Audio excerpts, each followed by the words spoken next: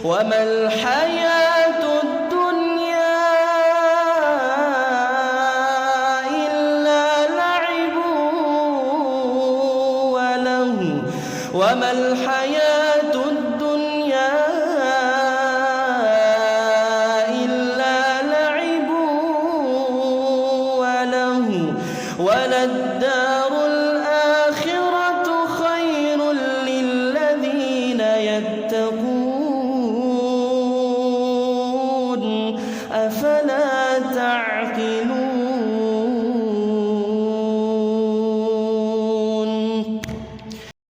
إن الحمد لله نحمده ونستعينه ونستغفره ونعوذ بالله من شرور أنفسنا ومن سيئات أعمالنا من يهده الله فلا مضل له ومن يضلل فلا هادي له وأشهد أن لا إله إلا الله وحده لا شريك له وأشهد أن محمدا عبده ورسوله.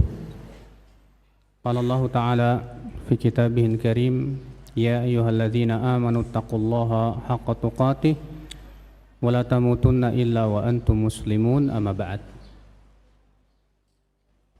Ikhwata Islam azani Allah wa iyyakum. Pembahasan kita sekarang yaitu fikih salat sunnah. Pembahasan yang pertama, apa keutamaan salat sunnah? Ketahuilah ya akhi, salat sunnah itu adalah ibadah sunnah yang paling utama. Ya. Mana yang lebih utama? Salat sunnah dengan puasa sunnah?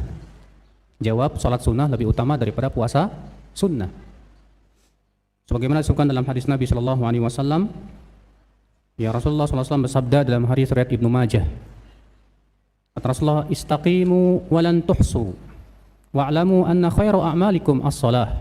Istiqomahlah kalian dan kalian tidak akan mampu untuk terus menerus, ya artinya ketika kita istiqomah pasti ada terjadi kekurangan di sana.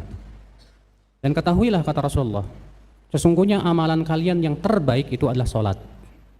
Di sini Nabi mengatakan amalan yang terbaik itu apa? Salat. Berarti salat sunnah itu adalah amalan terbaik kalau dibandingkan dengan ibadah-ibadah lain yang sunnah. Keutamaan selanjutnya bahwa salat sunnah itu menambah derajat di dalam surga. Sebagaimana dalam hadis Rabi'ah bin Malik al-Aslami, ia berkata, wa Rasulullah SAW bersabda kepada Rabi'ah, sal, silahkan kamu minta. Faqultu as'aluka murafaqataka fil jannah. Aku minta ya Rasulullah agar bisa menjadi temanmu di surga. Maka Rasulullah SAW bersabda, awa ghaira dzalik, adakah selain itu? Kata sahabat ini, huwa dzak, itu saja ya Rasulullah.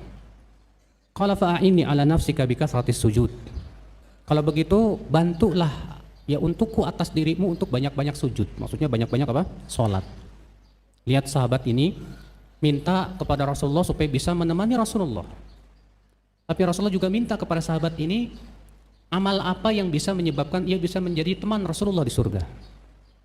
Ya kata Rasulullah, yaitu perbanyaklah salat.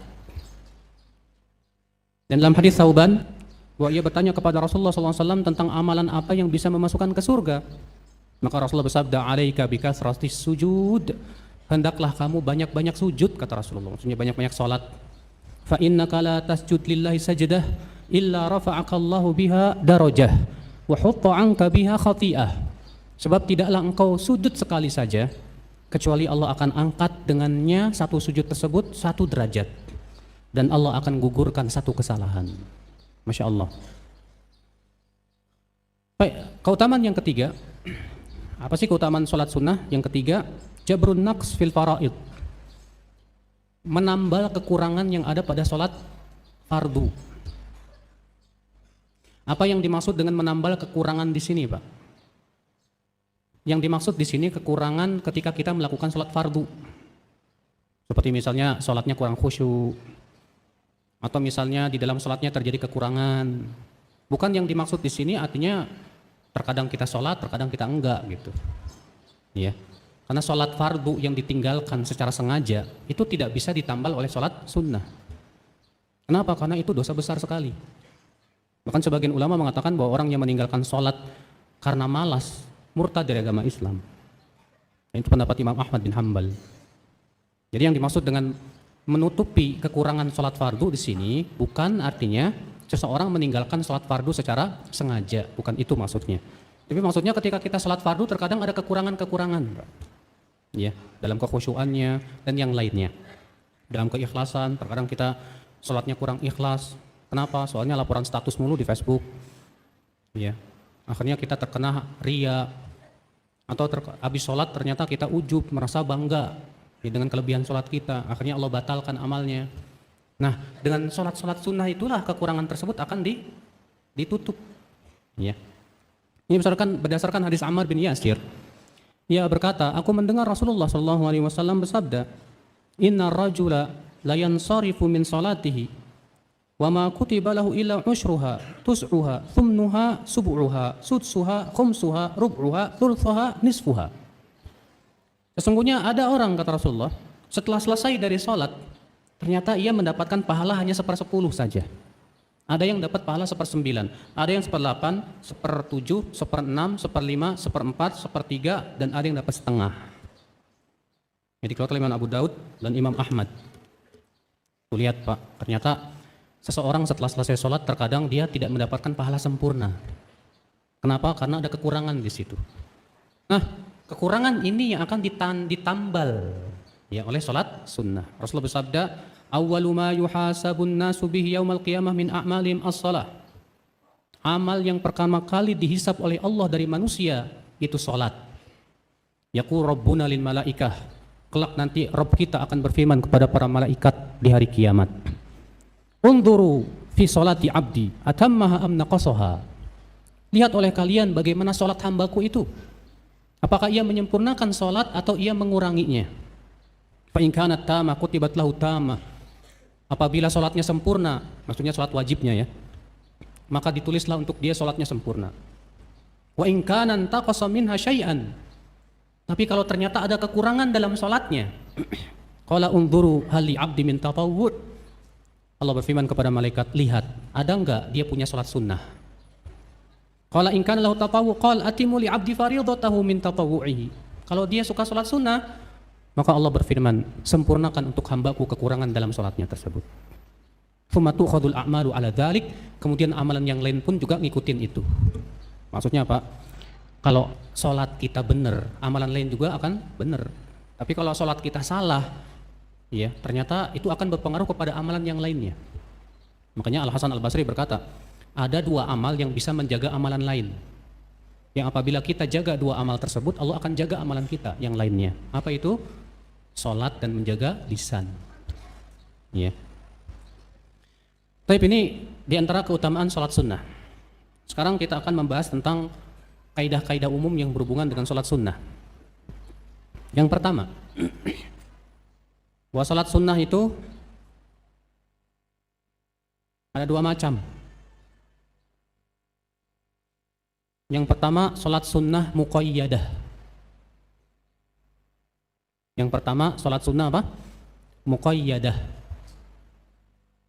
Apa sih sholat sunnah muqayyadah? Yaitu sholat sunnah yang terikat dengan waktu dan tempat. Adapun yang terikat dengan waktu, contohnya sholat tahajud.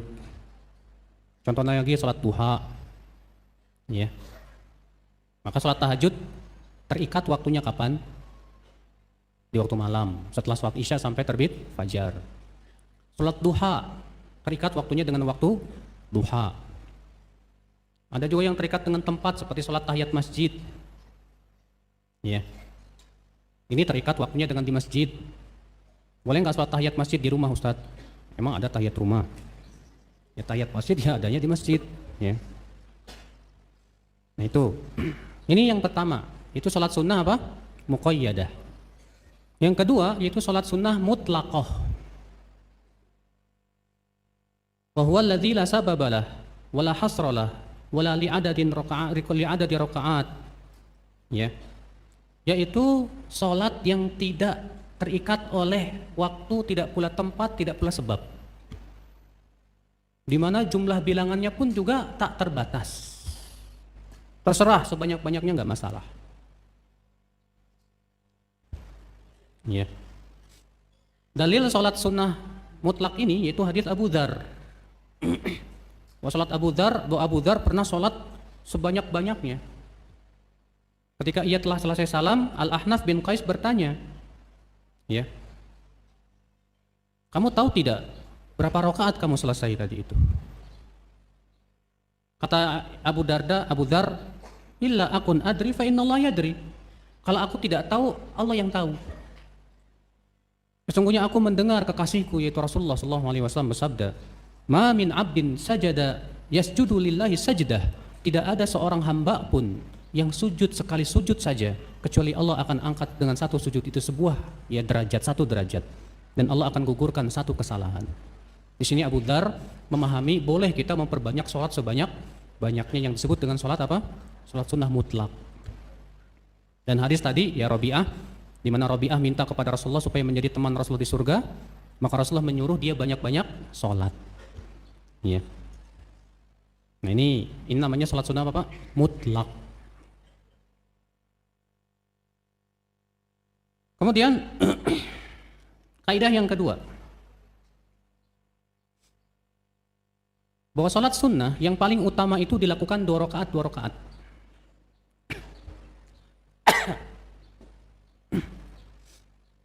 Berdasarkan keumuman hadis, sholatul laili mathna. Sholat malam itu 2 rakaat. Dalam satu riwayat ada tambahan sholatul laili wan nahar. Sholat di waktu malam dan siang itu 2 rakaat. Namun sebagian ulama berpendapat bahwa tambahan siang ini syadz. Ya. Nah ini pendapat jumhur ulama, bahwa yang paling utama sholat sunnah itu apa? 2 rakaat. Boleh tidak sholat sunnah dengan 4 rakaat? Jawab boleh. Ya. Dasarnya hadis bahwa Nabi SAW dalam sebuah riwayat Ibnu Majah dari hadis Ali bin Abi Thalib, beliau sholat qobliyah asar 4 rakaat dengan sekali salam di akhirnya dan 2 tahiyat. Ya. Nah itu ya akhul Islam, azan ya Allah wa iyyakum. Ini kaidah yang kedua. Jadi kaidah yang kedua apa? Bahwa pada asalnya yang paling utama dalam melaksanakan sholat sunnah itu 2 rakaat. Namun kalau kita mau melakukan 4 rakaat sekaligus dengan sekali salam, boleh tidak? Boleh. Kenapa? Karena adanya dalil bahwa Nabi pernah melakukan perbuatan itu. Ya. Kaidah yang keberapa? Yang ketiga, bahwa sholat sunnah dilihat dari penekanannya ada 2 macam juga. Sholat sunnah dilihat dari penekanannya ada 2 macam. Yang pertama, sholat sunnah muakkadah. Yang pertama, sholat sunnah apa? Muakkadah. Apa itu sholat sunnah muakkadah? Yaitu sholat sunnah yang ditekankan. Yang kedua, sholat sunnah ghairu muakkadah. Itu sholat sunnah yang tidak ditekankan. Ya. Sementara sebagian ulama membagi 3. Yang pertama, sholat yang sunnah yang ditekankan. Yang kedua, sholat yang mustahabbah yang sangat disukai. Yang ketiga, sholat sunnah yang tidak ditekankan.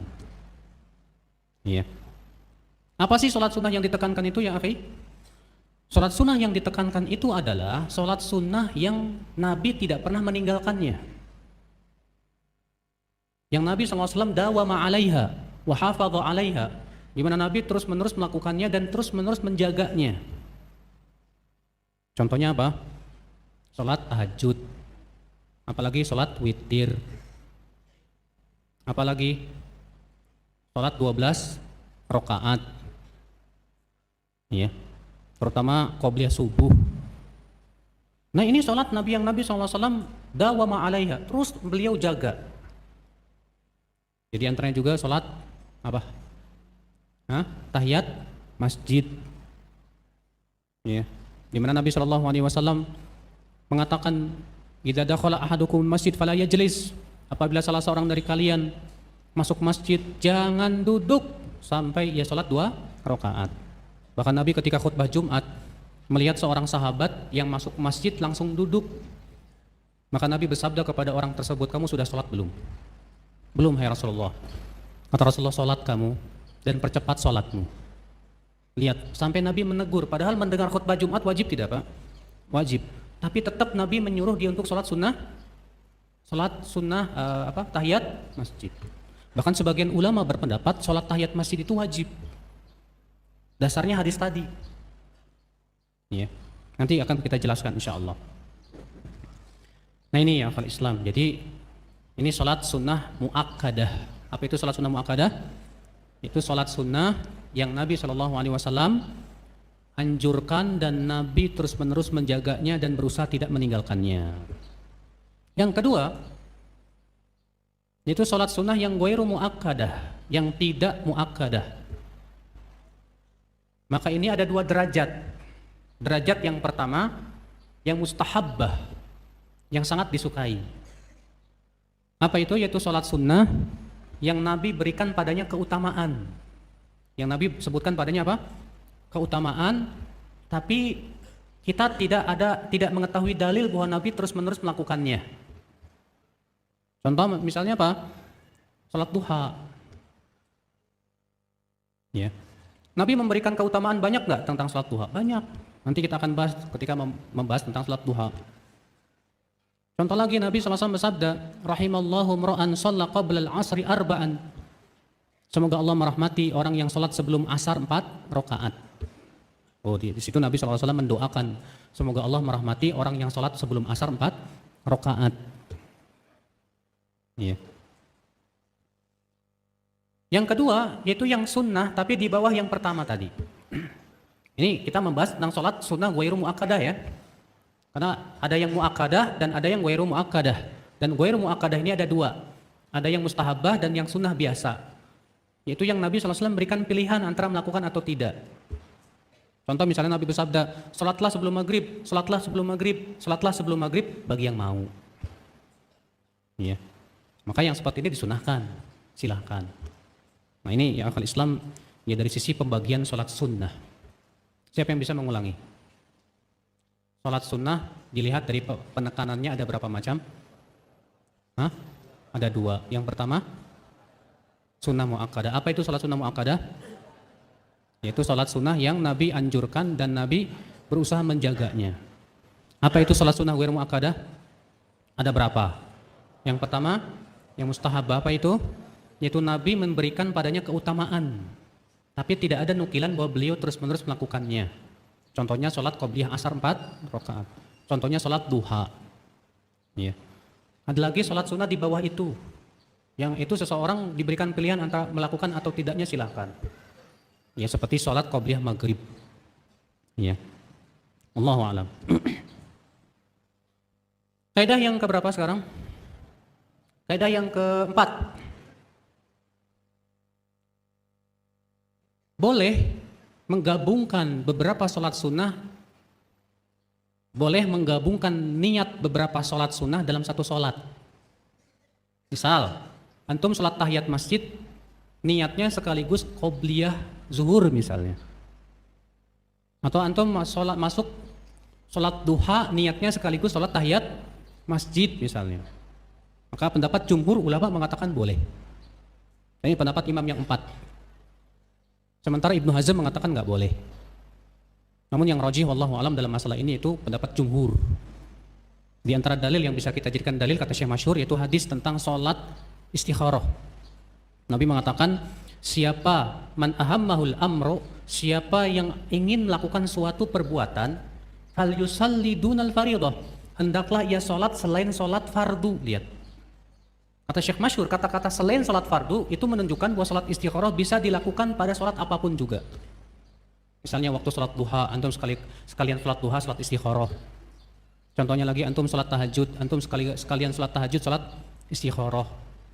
Ya. Ibnu Qudamah mengatakan juga dikiaskan kepada hadas. Kalau ada orang kentut 10 kali, buang air kecil 3 kali, buang air besar sekali, wudunya berapa kali? Hah? Apakah setiap kentut itu kita wudu masing-masing? Enggak. Ya. Bayangkan berapa hadas cukup 1 kali wudu. Untuk berapa kali hadas? Kata Ibnu Qudamah, demikian pula boleh seseorang sholat sunnah dengan beberapa niat. Ini pendapat jumhur ulama dan ini insya Allah yang rajih. Namun dikecualikan kata Ibnu Rajab dalam kitab Al-Ahkam, yaitu kalau itu dalam rangka mengqadha, maka tidak bisa digabungkan dengan yang lain.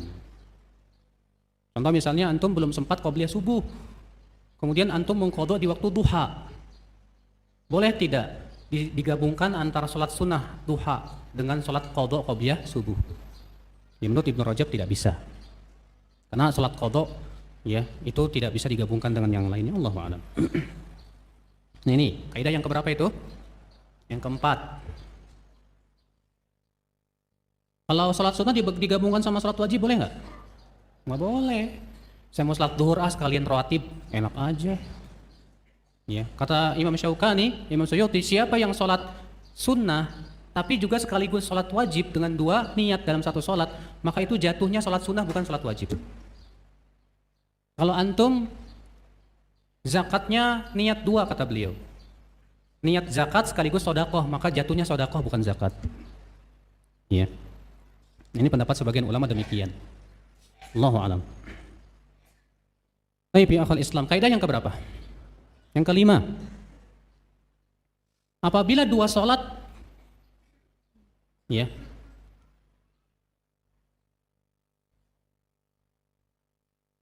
saling bertabrakan, artinya kita mau melakukan dua sholat dalam satu waktu, tapi tidak bisa digabungkan sholat tersebut. Apa yang kita lakukan? Yang kita lakukan adalah ambil yang paling utama. Tentu sholat sunnah muakkad lebih didahulukan daripada sholat sunnah ghair muakkad. Ya. Walaupun nanti sudah kita sebutkan tadi, kalau misalnya kita gabungkan pada perkara yang memang bisa digabungkan, ya silahkan saja, nggak masalah. Nah, ini ikhwatul Islam azani Allah wa iyyakum. Baik, kita akan mulai sekarang dari salat sunnah rawatib. Apa itu salat sunnah rawatib? Salat sunnah rawatib adalah salat sunnah yang mengiringi salat fardu. Salat sunnah yang mengiringi salat apa? Fardu. Dan salat sunnah rawatib ini juga ada yang muakkad dan ada yang ghairu muakkad. Ada yang ditekankan dan ada yang tidak ditekankan, sebagaimana sudah kita sebutkan tadi. Sebagian ulama berpendapat salat sunnah yang muakkadah itu 10 saja. Dan ini madhab Syafi'iyah dan Hambali. Madhab Syafi'i dan madhab Hambali mengatakan bahwa salat sunnah yang muakkad hanya 10. 2 rakaat sebelum subuh, 2 rakaat sebelum zuhur, 2 rakaat setelah zuhur, 2 rakaat setelah maghrib, dan 2 rakaat setelah isya. Dasarnya hadis Ibnu Umar. Wa Nabi sallallahu alaihi wasallam bersabda, "Hafidhu 'anin Nabi sallallahu alaihi wasallam 10 rakaat." Aku hafal dari Nabi sallallahu alaihi wasallam 10 rakaat. 2 rakaat sebelum subuh, 2 rakaat sebelum zuhur, dan 2 rakaat setelahnya, 2 rakaat setelah maghrib, dan 2 rakaat setelah isya. Lihat, Ibnu Umar mengatakan aku hafal ya 10 rakaat dari Nabi sallallahu alaihi wasallam. Sementara Hanafiyah mengatakan salat sunnah muakkad itu, salat sunnah rawatib yang muakkadah itu 12 rakaat. Dasarnya hadis bahwa Nabi sallallahu alaihi wasallam bersabda, "Man shalla itsnatai asyrata raka'ah fi yaumin wa lailah, buniya lahu bihinna baitun fil jannah." Siapa yang salat 12 rakaat sehari semalam akan dibangunkan untuknya sebuah rumah di surga. 2 rakaat sebelum subuh, 4 rakaat sebelum zuhur, 2 rakaat setelah zuhur, 2 rakaat setelah maghrib, dan 2 rakaat setelah apa? Isya. Ya. Nah ini Pak. Nah berarti ya akhi terjadi perselisihan ulama nih untuk salat sunnah rawatib yang muakkadah ini 10 atau 12. Ya. Namun Allahu a'lam bisa kita kompromikan bahwa yang paling sedikit 10, yang paling banyak 12 atau 14. Karena disebutkan dalam hadis, siapa yang menjaga 4 rakaat sebelum zuhur dan 4 rakaat setelah zuhur, Allah haramkan dia dari api neraka. Dan hadisnya juga hasan. Berarti itu menunjukkan kita dianjurkan juga untuk menjaga 4 rakaat sebelum zuhur dan 4 rakaat setelah zuhur. Ya. Berarti antara itu 10 sampai 14. Kalau kita melakukan 10 saja yang kita rutinkan sudah cukup. Tapi kalau kita mau nambah 12 bahkan 14 itu bagus sekali. Ya. Baik, kita akan bahas yang pertama salat sunnah qabliyah subuh.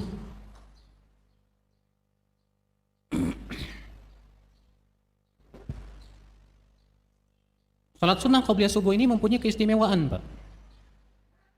Apa keistimewaannya? Ada yang tahu? Salat sunnah qabliyah subuh memiliki keistimewaan, yaitu hadis yang dikeluarkan oleh Imam Muslim dan Tirmidzi. Raq'atul fajri khairum minad dunya wa ma fiha. 2 rakaat fajar itu qabliyah subuh lebih baik daripada dunia dan seisinya. Tuh lihat. Mana yang lebih baik? 2 rakaat sebelum subuh atau mobil BMW? Kecil. Mana yang lebih baik? 2 rakaat sebelum subuh atau antum punya rumah yang mewah di daerah yang sangat mahal? Kecil. Karena Rasulullah mengatakan 2 rakaat sebelum subuh itu lebih baik dari dunia dan seisinya. Berapa? Ada yang tahu tidak harga dunia dan seisinya? Ada nggak di dunia ini yang memiliki dunia dan seisinya, Pak? Nggak ada. Ternyata 2 rakaat subuh itu lebih baik daripada dunia dan seisinya. Berarti ini menunjukkan Rasulullah memotivasi kita. Jangan terlalu memikirkan apa? Mencari dunia boleh, nggak masalah. Jangan sampai demi mencari dunia kita tinggalkan yang lebih baik dari itu. Malah akhirat lebih baik, Pak. Allah mengatakan apa? Wal akhiratu khairu wa abqa. Akhirat itu lebih baik dan lebih kekal. Ya. Bagaimana cara melakukannya? Salat qabliyah subuh disunnahkan dilakukan dengan ringan, tidak dengan panjang. Yusannu takhfifu rak'atail fajr. Dalilnya hadis Ibnu Umar bahwa Hafsah berkata, Nabi SAW, idza takafal muadzin lis-subhi wa bada as-subhu shalla rak'ataini khafifatain. Apabila muadzin adzan untuk salat subuh, setelah itu beliau salat 2 rakaat yang ringan. Ya. Aisyah radhiyallahu anha berkata, adalah Nabi SAW meringankan 2 rakaat sebelum subuh sampai-sampai aku mengira beliau tidak baca Al-Fatihah. Tapi ya pasti Al-Fatihah itu hukumnya rukun, Pak. Tapi maksudnya Nabi SAW meringankan sekali. Ya. Apa hikmahnya? Kenapa Nabi SAW meringankan sholat qabliyah subuh? Yaitu untuk mendapatkan keutamaan sholat subuh di awal waktu. Ya. Karena pendapat jumhur mengatakan bahwasannya sholat subuh yang paling utama itu di awal waktu, di saat masih gelap.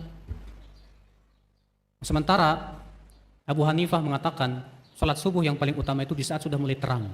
Dan itu pembahasannya sudah kita bahas dulu waktu kita membahas tentang waktu-waktu sholat. Ya, sehingga tidak perlu saya bahas lagi. Baik. Yang kedua, disunnahkan di rakaat pertama membaca Qul ya ayyuhal kafirun. Dan di rakaat yang kedua membaca apa? Qul huwallahu ahad. Berdasarkan riwayat Muslim dari hadis Abu Hurairah. Sehingga kalau kita gabungkan antara hadis Aisyah dan hadis Abu Hurairah, itu menunjukkan bahwa Nabi terkadang hanya mencukupkan dengan Al-Fatihah saja. Dan terkadang membaca Qul ya ayyuhal kafirun di rakaat pertama dan Qul huwallahu ahad di rakaat yang kedua. Ya. Dan terkadang juga Nabi membaca dalam satu riwayat yang dikeluarkan oleh Imam Muslim dan Nasa'i dari hadis Ibnu Abbas bahwa Nabi SAW membaca di salat qabliyah subuh rakaat pertama itu surat Al-Baqarah ayat 136. Allah mengatakan qulu amanna billah wa ma unzila ilaina wa ma unzila ila Ibrahim wa Ismail wa Ishaq wa Yaqub wal asbat wa ma utiya Musa wa Isa wa ma utiya an-nabiyyuna min rabbihim la nufarriqu baina ahadin minhum wa nahnu lahu muslimun. Di rakaat yang kedua Nabi membaca surat Ali Imran ayat 64. Itu Allah mengatakan qul ya ahlal kitabi ta'alau ila kalimatin sawa'in bainana wa bainakum alla na'budu illallah wa la nusyrika bihi syai'a wa la yattakhidha ba'duna ba'dan arbaban min dunillah fa in tawallaw faqulu syahadu bi anna muslimun. Nah itu Pak, ya. Jadi kadang Nabi membaca itu. Jadi ini menunjukkan tidak sunnah kalau setiap qabliyah subuh bacanya qul ya lagi, qul huwallah lagi. Di setiap qabliyah sunnah, masuk qabliyah subuh, bacanya itu terus. Kita katakan tidak sesuai dengan perbuatan Nabi. Kenapa? Karena Nabi SAW terkadang membaca ini, terkadang membaca itu, dan terkadang tidak membaca surat sama sekali. Ya. Baik, tadi kita sudah sebutkan Pak, Rasulullah SAW salat qabliyah subuh terkadang membaca Qul ya ayyuhal kafirun di rakaat kedua yaitu Qul huwallahu ahad. Terkadang di rakaat pertama membaca surat Al-Baqarah ayat berapa? 136. Yang di rakaat kedua Ali Imran ayat berapa? 64. Tapi terkadang Nabi juga membaca di rakaat keduanya surat Ali Imran ayat 56. Ayat 52, maaf. Ayat 52. Itu firman Allah, "Falamma ahassa Isa minhumul kufra qala man ansari ila Allah." Ya. Nah, itu ayatnya. Baik. Kemudian, apakah setelah sholat sunnah qobliyah subuh dianjurkan untuk berbaring di atas rusuk kanan atau tidak? Ya. Nah, ini terjadi ikhtilaf para ulama. Sebagian ulama mengatakan disunnahkan setelah sholat qobliyah subuh untuk berbaring di atas rusuk yang kanan. Dan ini madhab Syafi'i. Dasarnya hadis Anas bin Malik dan hadis Abu Hurairah bahwa Rasulullah SAW apabila telah selesai sholat subuh maka beliau berbaring di atas rusuknya yang kanan. Ya. Jadi pendapat 7 fuqaha kota Madinah di zaman tabi'in. Pendapat yang kedua, bahwa berbaring setelah sholat qobliyah subuh wajib, bukan sunnah. Hukumnya apa? Wajib. Dalilnya adanya hadis yang memerintahkan apabila salah seorang dari kalian telah sholat sebelum subuh hendaklah berbaring, demikian dengan lafaz perintah. Namun kata para ulama hadis ini syadz. Hadis ini lemah. Yang sahih itu bukan dari perintah tapi dari perbuatan Nabi Shallallahu Alaihi Wasallam. Maka dari itu pendapat Ibnu Hazm ini lemah. Ya. Pendapat yang ketiga, bahwa berbaring di atas rusuk yang kanan setelah sholat qobliyah subuh itu makruh. Alasannya karena tidak ada satupun sahabat yang melakukan itu. Dan yang melakukan hanya Nabi Shallallahu Alaihi Wasallam. Dan ini khusus untuk beliau kata mereka. Kenapa? Karena Nabi itu disebutkan dalam hadis matanya tidur tapi hatinya tidak tidur. Kalau kita matanya tidur, hatinya bablas. Kalau kita tidur setelah qobliyah subuh, bangun jam 6.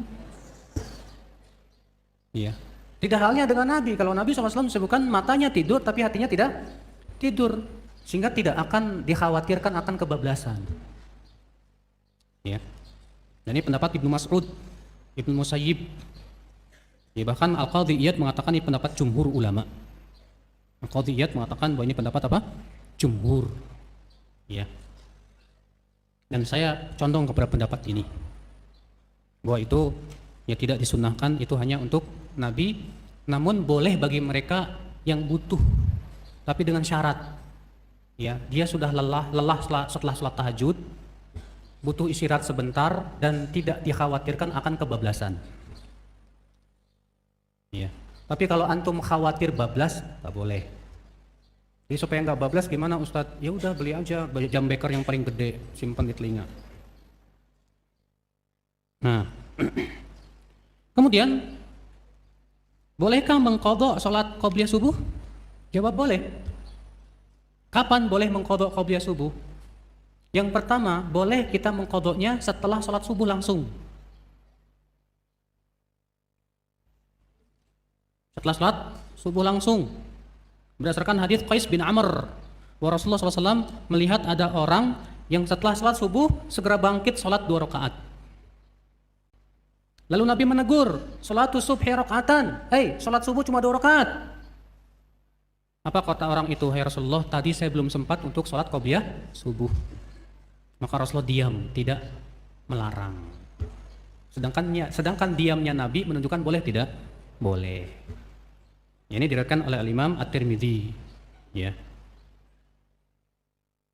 Dan boleh juga, dan sebagian ulama mengatakan yang lebih utama itu diqadhanya nanti setelah matahari terbit.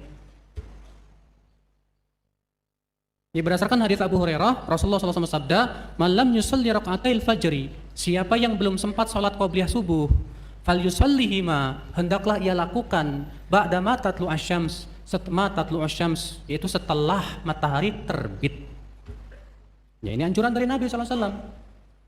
Ya, maka dari itu boleh kita qadhanya setelah salat subuh langsung.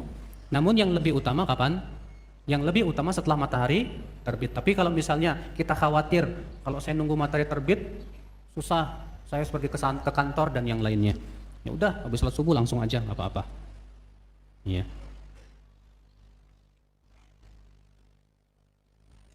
Nah ini akal Islam, azan ya Allah wa iyyakum.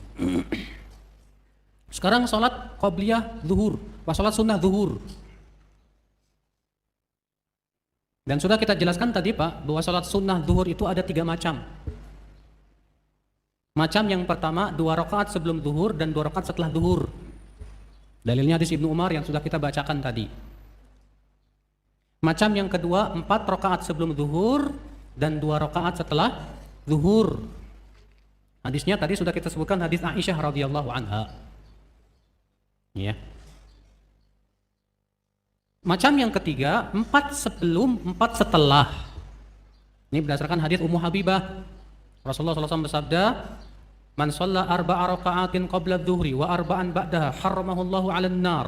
Siapa yang salat 4 rakaat sebelum zuhur dan 4 rakaat setelah zuhur, Allah haramkan ia dari neraka. Ya, dikeluarkan Muslim dan Ahmad. Bayangkan, pahalanya besar, diharamkan dari neraka.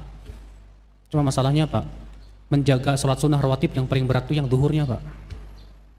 Kalau qobliyah subuh banyak orang bisa, ba'diyah maghrib dan isya banyak orang bisa. Untuk zuhur susahnya minta ampun. Kenapa? Karena banyak kesibukan. Ya. Belum mikirin makan, lapar, belum mikirin kerjaan, belum lagi dan yang lainnya. Ya. Nah ini ikhwatul Islam, azani Allah wa iyyakum. Boleh tidak mengqadha salat zuhur yang terluput? Boleh.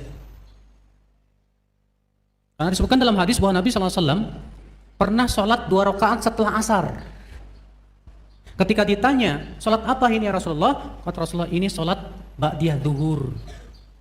Aku tidak sempat melakukannya karena banyak tamu yang datang. Lihat, Nabi SAW tidak sempat melakukan qobliyah ba'diyah zuhur karena banyak tamu. Karena melayani tamu hukumnya wajib tidak Pak? Wajib. Yang wajib lebih didahulukan daripada yang apa? Yang sunnah. Maka dari itu kalau antum kedatangan tamu, jangan sibuk sholat sunnah, tamunya dicuekin. Ya, nah itu. Sholat ba'diyah maghrib. Nah, sholat sunnah maghrib. Adapun sholat sunnah maghrib, ini ada qobliyah dan ada ba'diyah.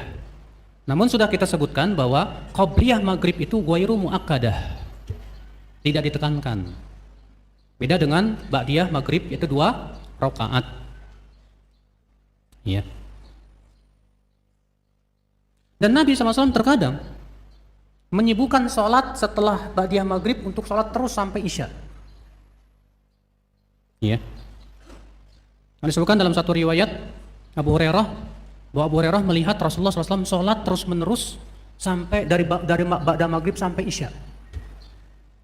Anas bin Malik ketika menafsirkan firman Allah Subhanahu wa taala dalam surat Adz-Dzariyat, Allah mengatakan, Innal muttaqina fi jannati wa uyun akhidhina ma atahum rabbuhum innahum kanu qabla dhalika muhsinin kanu qalilan minal laili ma yahja'un. Mereka dahulu di dunia sedikit tidurnya di waktu malam. Kata Anas, maksudnya sedikit tidurnya antara maghrib dan isya. Mereka habiskan waktunya untuk sholat. Ya. Dan Pak, sholat sunnah antara maghrib dan isya ini banyak ditinggalkan oleh kita. Kalau di Indonesia terkenalnya sholat antara maghrib dan isya itu dengan istilah sholat awabin, yaitu 6 rakaat. Namun perlu diketahui Pak, bahwa sholat awabin 6 rakaat itu hadisnya dhaif. Yang sahih itu tanpa ada batasan jumlah. Ya. Nah itu. Sholat sunnah isya. Sholat sunnah isya. Ada nggak qobliyah isya? Qobliyah isya ada nggak? Nggak ada. Tapi adanya sholat antara adzan dan iqamah. Karena Nabi SAW menganjurkan untuk sholat 2 rakaat antara adzan dan iqamah. Ya. Saya terkadang melihat sebagian ikhwah antara adzan dan iqamah itu Pak, mereka lebih menyibukkan berdoa daripada sholat. Dengan alasan katanya karena antara adzan dan iqamah itu waktu mustajab. Saya katakan, kalau antum berdoa di saat sujud, Itu kan bertemu dua waktu mustajab. Ya tidak? Doa saat sujud mustajab tidak Pak? Mustajab. Antara adzan dan qomat mustajab tidak? Mustajab. Kalau bertemu dua waktu yang mustajab, lebih kuat atau satu waktu? Satu waktu dong. Dua waktu dong. Maka dari itu ya, lebih baik antum sibukkan salat 2 rakaat antara adzan dan keiqamah. Karena di situ kita berzikir, di situ kita baca Al-Qur'an, di situ kita bisa berdoa, Masya Allah. Sudah begitu terkumpul padanya 2 waktu mustajab lagi. Masya Allah. Ya. Nah ini ikhwata Islam azani Allah wa iyyakum. Ini salat sunnah rawatib. Jadi salat sunnah rawatib itu apa tadi? Salat sunnah yang mengikuti salat fardu. Kemudian Pak, ada satu riwayat pas salat sunnah Isya, ba'diyah belum ya? Ba'diyah Isya itu 2 rakaat yang ditekankan. Yang ditekankan, yang disebutkan dalam hadis Ibnu Umar, yang dijaga oleh Nabi SAW itu 2 rakaat setelah Isya. Namun boleh sekali-kali ba'diyah setelah salat Isya, salat 4 rakaat. Berdasarkan riwayat Ibnu Abbas. Ketika Ibnu Abbas menceritakan bahwa beliau menginap di rumahnya bibi beliau, Maimunah. Disebutkan dalam riwayat Bukhari, ya, Rasulullah pulang dari salat Isya, maka beliau salat setelah Isya 4 rakaat. Kemudian beliau pun tidur. Dan juga diriwayatkan dari Ibnu Mas'ud, Aisyah, demikian pula Muawiyah dan beberapa sahabat yang lain adanya anjuran salat setelah Isya 4 rakaat. Maka dari itu salat Isya yang sangat ditekankan itu 2 rakaat, namun kalau kita mau 4 rakaat lebih bagus. Ya. Nah ini akal Islam azani Allah wa yakum ya, yang berhubungan dengan salat sunnah rawatib. Baik. Sekarang kita masuk ke salat sunnah yang lain yang sangat ditekankan dan Rasulullah berusaha untuk menjaganya. Apa itu? Salat witir. Salat apa? Witir.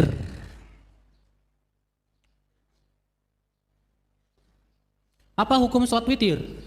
Apa hukumnya Pak? Terjadi ikhtilaf para ulama. Menjadi 2 pendapat.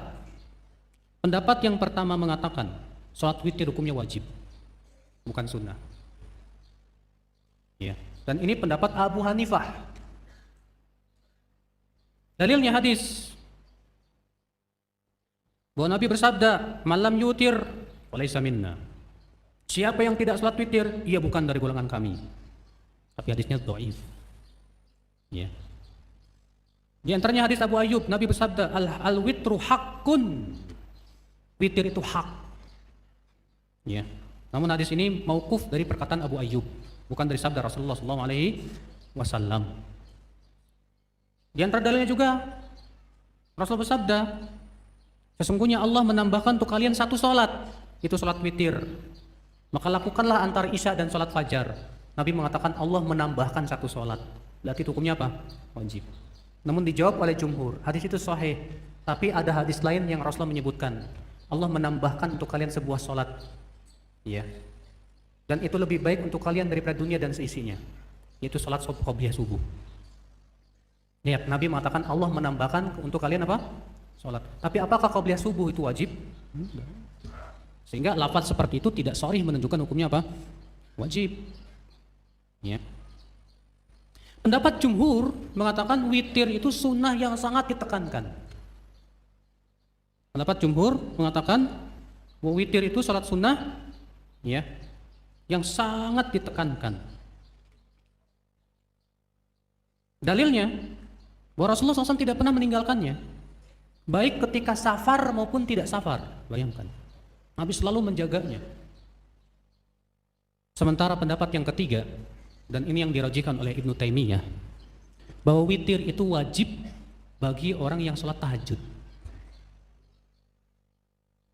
Witir itu wajib bagi siapa Pak? Bagi orang yang sholat tahajud. Dalilnya hadis bahwa Nabi SAW bersabda dalam riwayat Bukhari dan Muslim, ya, ij'alu akhir salatikum bil-laili witra. Jadikanlah akhir salat malam kalian itu salat witir. Nabi mengatakan jadikan akhir salat malam kalian itu salat apa? Witir. Berarti itu menunjukkan bahwasannya orang yang salat tahajud wajib salat witir. Ya, nah, jadi masalah begini, Ustadz, saya setelah sholat isya sebelum tidur saya udah witir. Udah gitu bangun jam 3. Bangun jam berapa? Jam 3. Apa perlu diakhiri dengan witir lagi? Karena kan hadisnya disebutkan tadi, jadikanlah akhir sholat kalian itu sholat apa? Witir. Nah, di sini para ulama berbeda pendapat, Pak. Pendapat pertama, ya, pendapat sebagian Syafi'iyah, yaitu hendaklah dia menggenapkan dengan 1 rakaat. Misal, antum sebelum tidur witir 3 rakaat. Nah, pas jam 3 antum bangun, antum sholat 1 rakaat untuk menggenapkan yang witir tadi. Lalu kemudian antum sholat lagi dan antum akhiri lagi dengan witir. Iya. Sebagian ulama lagi berpendapat tidak usah. Cukup antum sholat tahajud aja tanpa witir. Nah, alasan mereka yang pertama mengatakan disempurnakan dulu, alasannya apa? Hah? Alasannya Nabi mengatakan jadikan akhir sholat malam kalian witir. Berarti witir itu harus di mana? Di akhir. Menurut mereka setelah witir tidak perlu ada sholat lagi. Sementara Syekhul Islam Taimiyah berpendapat kalau sudah witir sebelum tidur lalu kita tahajud maka tidak perlu witir lagi. Kenapa? Yang pertama hadis la witrani fi lailah, tidak ada 2 witir dalam 1 malam. Yang kedua hadis Aisyah bahwa Nabi SAW pernah witir 7 rakaat. Setelah itu beliau salat 2 rakaat. Ya, sehingga itu menunjukkan boleh. Dan pendapat yang kedua saya condong kepadanya. Allahu a'lam. Paham nggak Pak sampai sini? Hah? Paham insyaallah? Oke. Jadi salat witir yang sunnah hukumnya apa? Wajib atau sunnah? Saya lebih condong mengatakan wajib bagi mereka yang sholat tahajud. Iya. Waktu sholat witir. Waktu sholat witir itu dari semenjak setelah sholat isya sampai terbit fajar.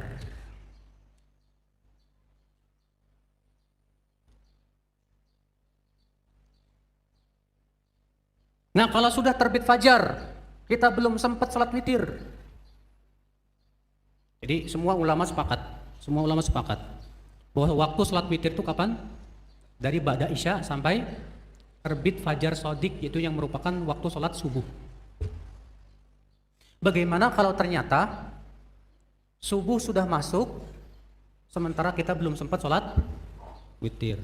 Paham tidak Pak? Ya. Nah ini jadi 5 pendapat. Ya, jadi 5 pendapat ulama Pak.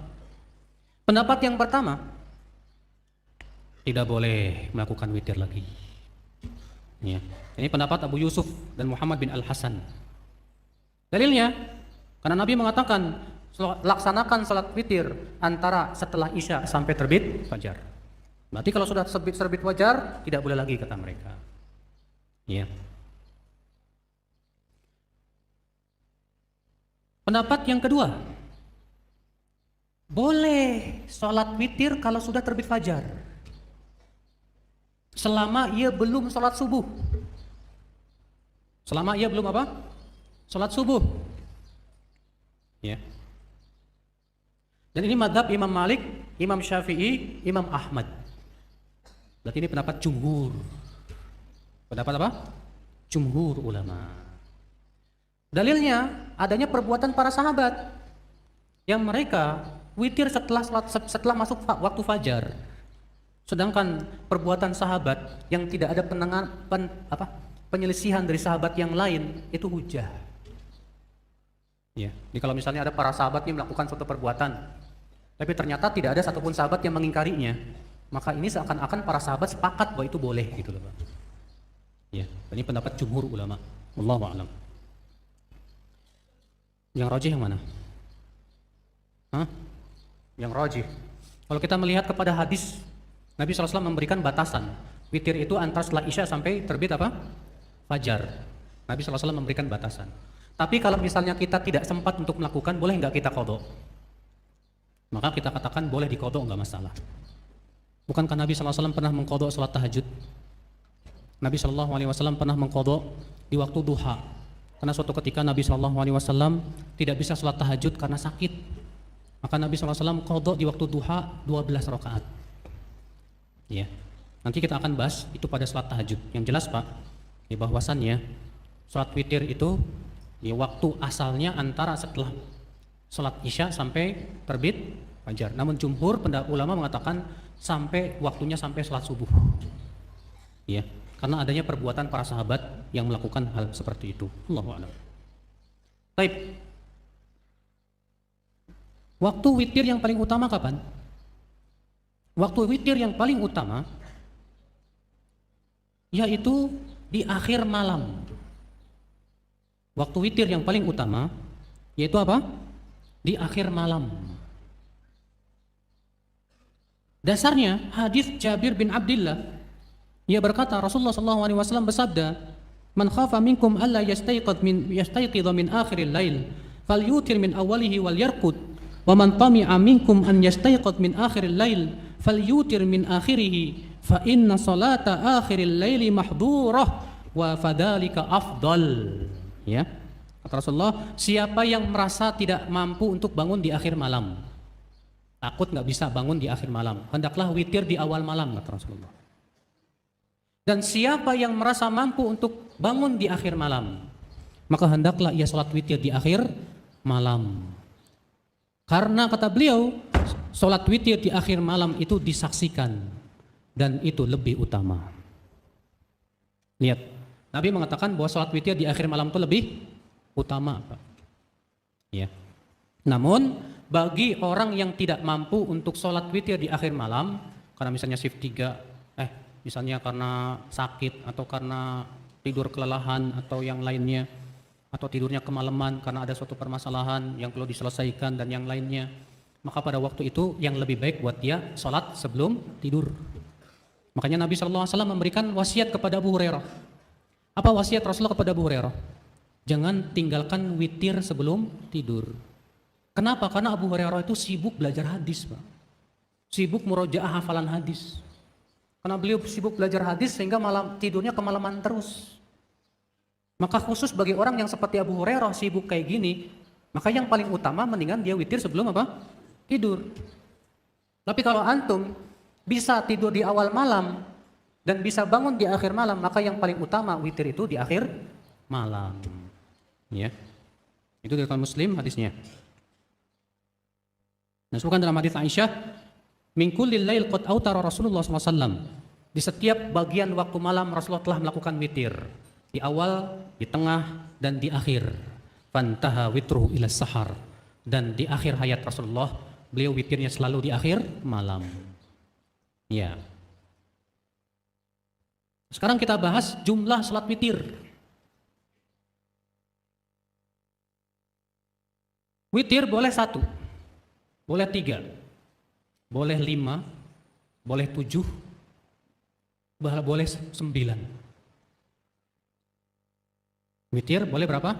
1, boleh 3, boleh 5, terus 7, boleh 9. 1 rakaat dalilnya. Hadis riwayat Bukhari dan Muslim.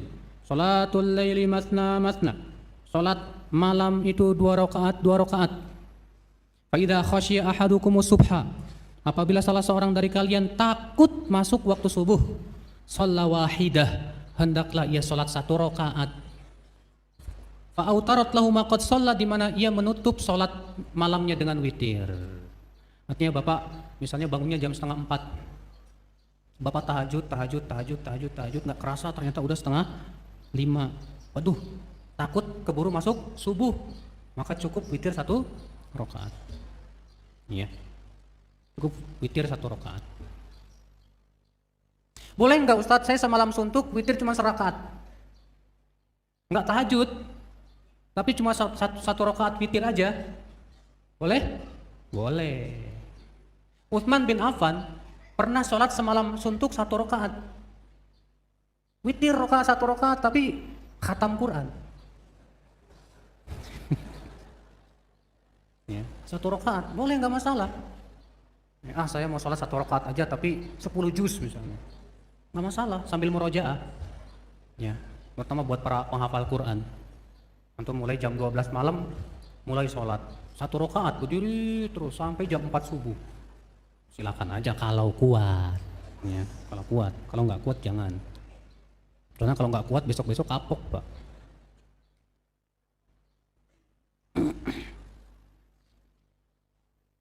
Yang kedua, witir 3 rakaat. 3 rakaat ini ada 2 cara, 2 sifat.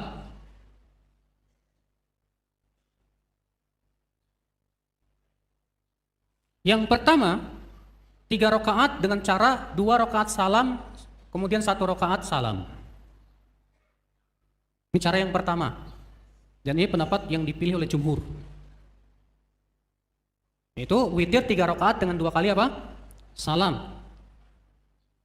Dasarnya riwayat Bukhari dan Malik dari Ibnu Umar bahwasanya Rasulullah SAW, bahwasanya Ibnu Umar mengucapkan salam di setiap 2 rakaat dan witir. Dan ia memerintahkan sampai ia memerintahkan sebagian hajatnya.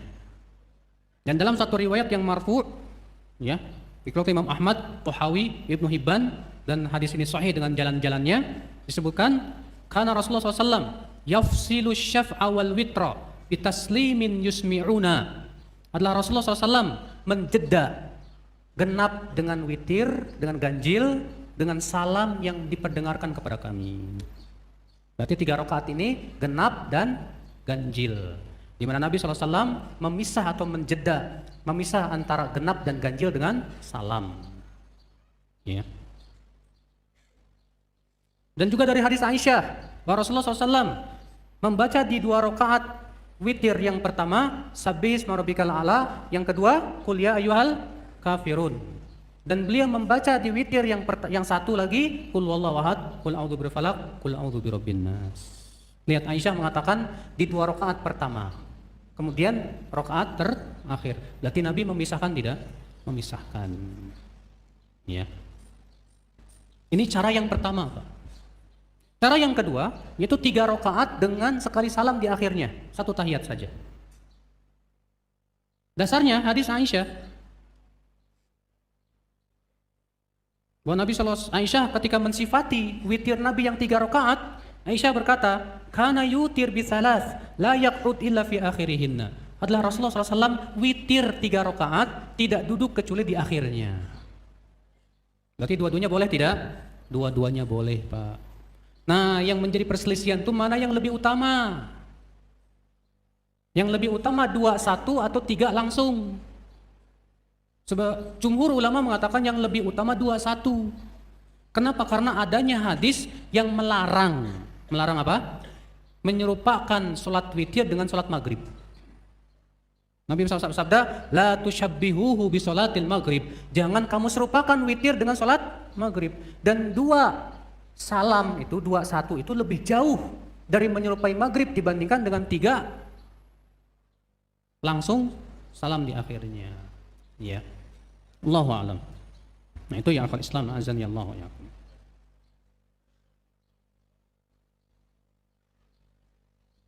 Apa yang disunahkan dibaca di sholat witir 3 rakaat? Rakaat yang pertama membaca apa? Sabbihis marabbikal a'la. Rakaat yang kedua membaca apa? Qul ya ayyuhal kafirun. Rakaat yang ketiga Qul huwallahu ahad. Tapi dalam riwayat yang lain, di rakaat ketiga Nabi membaca Qul huwallahu ahad, Qul a'udzu birabbil falaq, Qul a'udzu birabbin nas. Jadi dua-duanya boleh.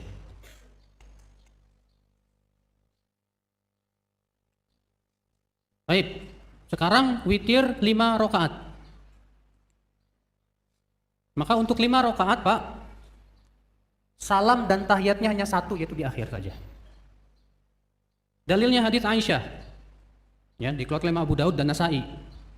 Aisyah radhiyallahu anha berkata, "Kana Nabi sallallahu alaihi wasallam yusalli minal laili 13 raka'ah, yutiru min dzalika bi khamsin, la yajlisu illa fi akhiriha."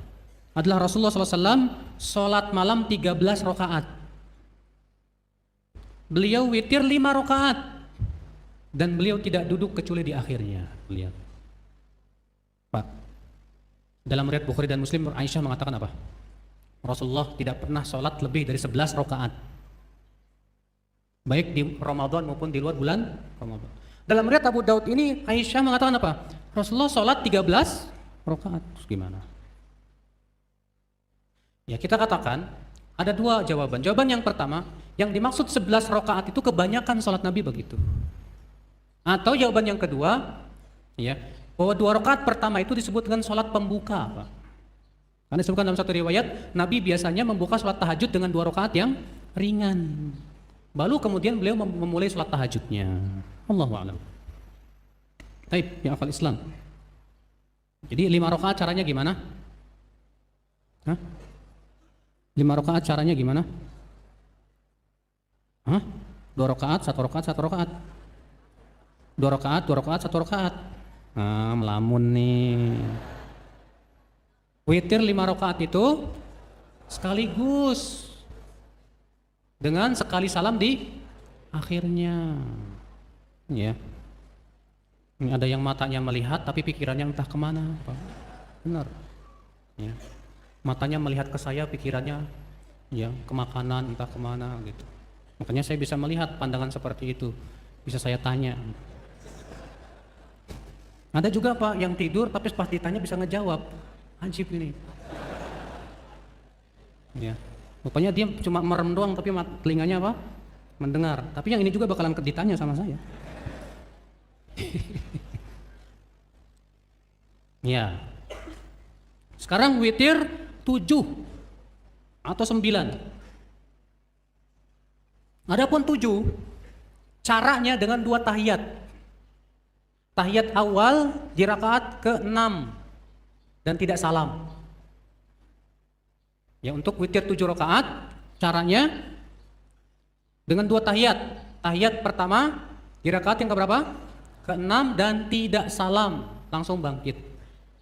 Lalu tahiyat kedua di rakaat yang ke-7 dan baru salam.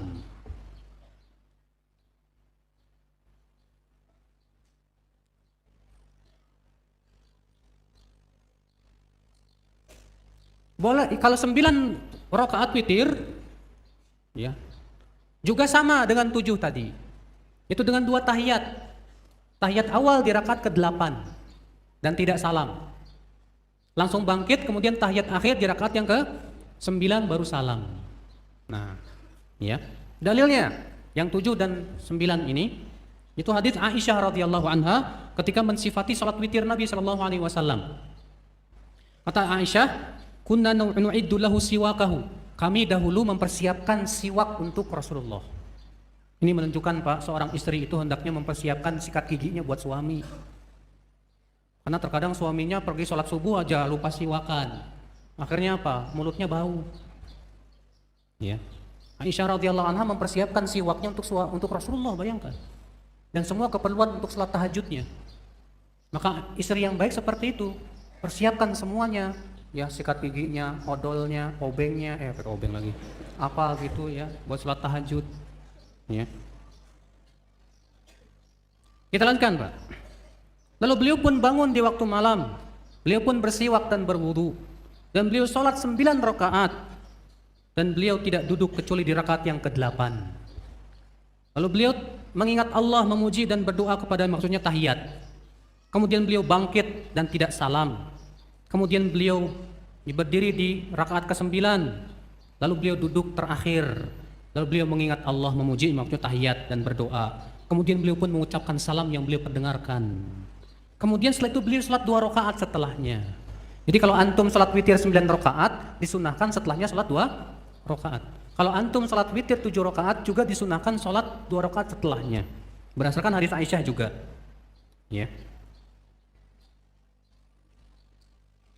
Dimana dalam satu riwayat Aisyah radhiyallahu anha mensifati hadis ya, kata beliau, falamma asanna Nabi sallallahu alaihi wasallam, ketika Nabi telah tua, wa akhadal laham dan gemuk, au taro bisab'in, beliau witir 7 rakaat saja.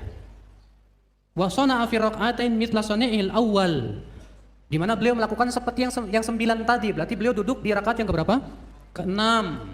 Kemudian bangkit, kemudian tahiyat di rakaat yang ke-7. Lalu beliau salat 2 rakaat. Ya. Lalu beliau salat 2 rakaat. Ya. Berarti Pak, sholat tahajud itu bermacam-macam tidak? Nah, boleh sholat tahajud, nanti pembahas. Kita sedang sholat witir dulu, sholat tahajud nanti dulu Pak. Ya witir dulu ini. Baik ya akhi, sekarang pembahasan kunut witir.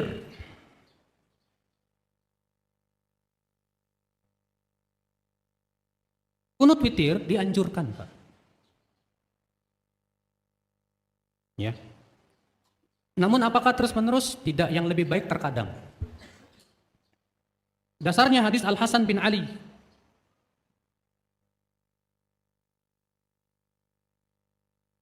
Bahwa Al-Hasan bin Ali berkata, "Allamani Rasulullah SAW kalimatin aquluhunna fil witr." Rasulullah mengajarkan aku kalimat doa yang aku baca di kunut witir. Ingat Pak, di kunut apa ini? Witir. Apa isinya?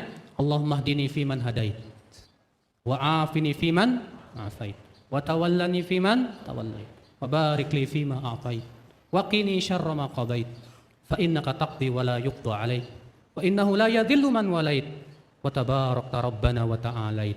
Jadi ini di kunut apa? Bukan di kunut subuh. Ya. Bukan di kunut subuh, Pak. Tapi kan kebanyakan di kita kan bacanya di kunut apa? Subuh. Padahal itu untuk kunut apa? Witir. Ya. Nah ini akal Islam, azan ya Allah ya. Dan dari Ubay bin Ka'ab ia berkata, Rasulullah SAW kunut witir itu sebelum ruku. Ya. Itu diriwayatkan oleh Abu Daud, Nasai dan Ibnu Majah. Namun kunut witir bolehkah setelah ruku? Maka ya akal Islam, kunut witir itu sebetulnya boleh dua-duanya. Boleh sebelum ruku dan boleh setelah apa? Ruku. Al-Hafidz Ibnu Hajar berkata dalam Fathul Bari, jilid 2 halaman 569, maaf. Wa majmu'u ma ja'a an Anas min dzalik, annal qunuta li hajatin ba'da ruku' la khilafa anhu fi dzalik. Yang berasal dari Anas bin Malik bahwa kunut nazilah itu setelah ruku'. Berarti di waktu ini tidak. Wa amma li ghairil hajah, adapun untuk kunut bukan nazilah, was sahih anhu annahu qabla ruku', maka itu sebelum ruku'. Ya. Nah itu. Jadi yang sahih dari hadis Anas khusus untuk kunut nazilah itu setelah apa? Ruku'. Selain kunut nazilah sebelum apa? Ruku'. Maka dari itu yang dalam riwayat Ubay bin Ka'ab, Nabi kunut witirnya sebelum ruku'. Dan ini yang lebih utama. Ya.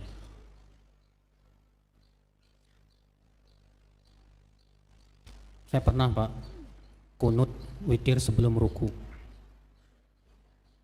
Kemudian setelah kunut ruku, apa yang terjadi coba?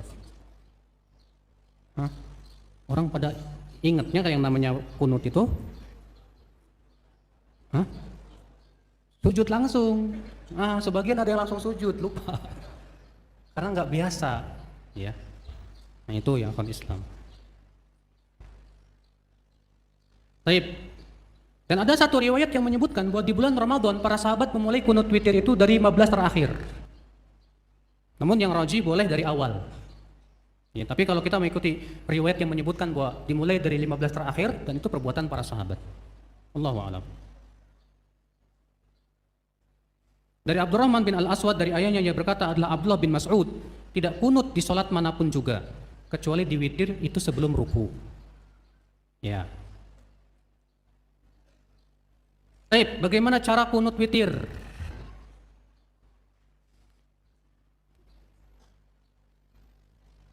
Yang pertama Pak, disunahkan mengucapkan doa-doa dalam kunut witir, terutama yang berasal dari Nabi Shallallahu Alaihi Wasallam.